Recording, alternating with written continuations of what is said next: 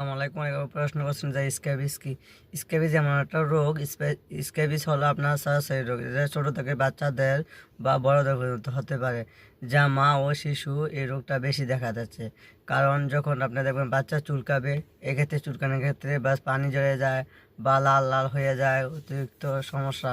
এটা যখন আমাদের বেশিরভাগ এই স্ক্যাবিসটা হয় গরমের কারণে, আমাদের স্কিন যখন শুকিয়ে যায় তখন এই রোগটা বেশি হয়। এটা আপনার একটা সরাসরি রোগ। এই রোগের চিকিৎসা কি?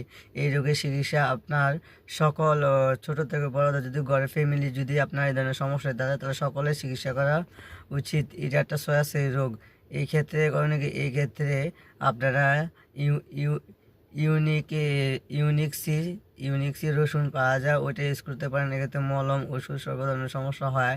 যদি কারো এই ধরনের সমস্যা থাকে, স্ক্যাবিস না ভালো হয়, তারা আমার সাথে যোগাযোগ করতে পারেন।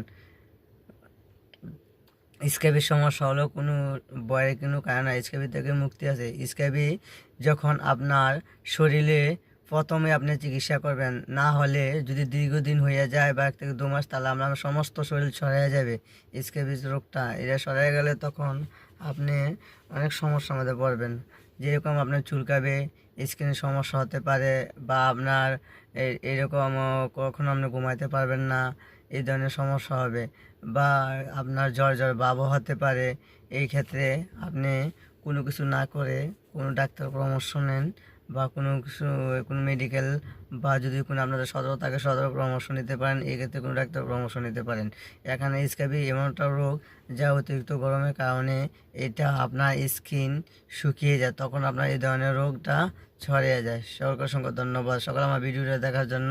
সকলকে অসংখ্য ধন্যবাদ। যারা আমার ভিডিও দেখার জন্য নতুন নতুন ভিডিও, তারা লাইক ফলো শেয়ার দেন বেশি বেশি করে।